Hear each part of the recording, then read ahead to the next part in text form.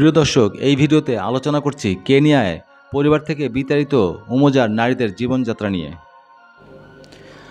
পূর্ব আফ্রিকার দেশ কেনিয়া। কেনিয়ার পাহাড়ি সবুজ শ্যামল সুন্দর পরিবেশে সাম্বুরু এলাকায় গড়ে উঠেছে এক গ্রাম উমজা। নারীদের গ্রাম হিসেবেই বিশ্বব্যাপী পরিচিত এই গ্রাম। পুরুষের বসবাস যেখানে নিষিদ্ধ।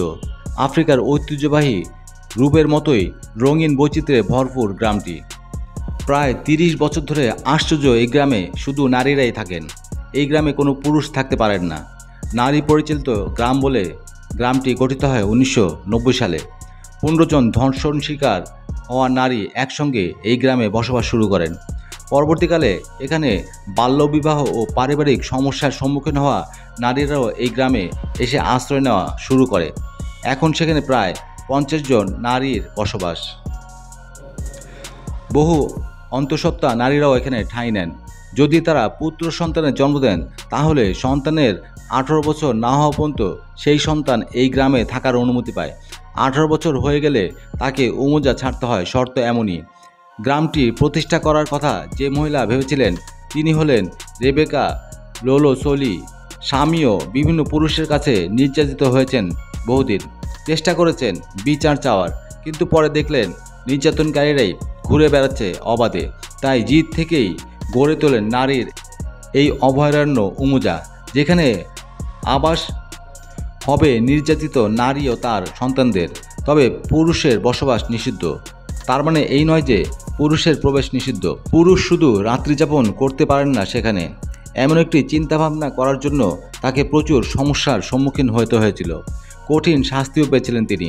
প্রথমে ৪ জন নারী নিয়ে তিনি জেদের বসে পুরুষতান্ত্রিক সমাজের বিরুদ্ধে গিয়ে এই গ্রামের প্রতিষ্ঠা করেন।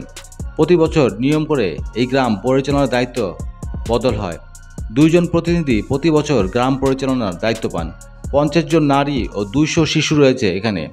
ছোটদের পড়াশোনা থেকে ঘরের কাজ সমস্ত কিছু শেখান গ্রামের মহিলারাই। নিজেদের ভরণ পোষণের দায়িত্ব তাদের নিজেরাই করে নেন। উমজার ভিন্ন জীবন ব্যবস্থা, নারীর সংগ্রামের গল্প আর অসাধারণ বৈচিত্র্য ভরা জীবনযাত্রা সম্পর্কে জানতে নতুন এক পৃথিবী গড়ার অনুপ্রেরণায় অনেক পর্যটক ভিড় জমান উমজায়।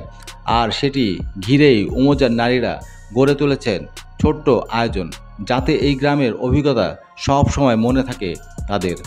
কেনিয়ার ঐতিহ্যবাহী নাচ ও গানে অতিথিদের বরণ করে নেয় উমজার সংগ্রামী নারীরা। তাদের রঙিন ও ঝলমলে পোশাক আর গহনায় মুগ্ধ হতে হয় প্রথম দেখাতেই। সেই মুগ্ধতাকে পুঁজি করেই চলছে উমজার নারীদের বেঁচে থাকা। উমজার শিশুদের পড়াশোনার জন্য রয়েছে একটি স্কুল। উমজার স্কুলের চিত্রটিও বেশ মনোরঞ্জক। উমজায় শিশুদের পড়ালেখার জন্য রয়েছে একটি স্কুল। উমজার স্কুলের চিত্রটিও বেশ মনোরঞ্জক বলা চলে।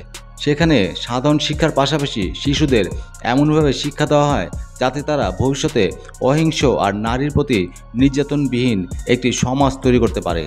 উমজাতে পুরুষের বাস নিষিদ্ধ হলেও গ্রাম থেকে কিছু দূরে এই নারীদের উদ্যোগেই নদীর পাশে ক্যাম্প সাইটের ব্যবস্থা করা হয়েছে, যাতে করে উমজাতে ঘুরতে আসা দর্শনার্থীরা চারিদিকের প্রাকৃতিক সৌন্দর্য উপভোগ করতে পারে প্রাণ খুলে। পুরুষদের যেখানে কোনোভাবেই প্রবেশের অনুমতি নেই, সেখানে কিভাবে গর্ভবতী হচ্ছেন মহিলারা? এই প্রশ্নটা স্বাভাবিকভাবেই আসবে। না, এটা কোনো জাদু নয়। পুরুষের প্রবেশ নিষিদ্ধ হলেও রাত্রেবেলায় বহু পুরুষ চুপিসারে এই গ্রামে ঢোকেন। মহিলারা তাদের মধ্যে থেকে নিজেদের পছন্দের মানুষের সঙ্গে শারীরিক সম্পর্ক তৈরি করেন। গর্ভবতী হয়ে পড়ার পর ওই পুরুষের সঙ্গে আর কোনো রকম সম্পর্ক রাখেন না তারা। মহিলারা সন্তানদের জন্ম দেন এবং নিজেরাই তাদের লালন পালন করেন। প্রিয় দর্শক, পরবর্তী ভিডিও আপলোড হওয়ার সাথে সাথে দেখতে চাইলে চ্যানেলটিকে সাবস্ক্রাইব করুন এবং পাশে থাকা বেল আইকনটি ক্লিক করুন।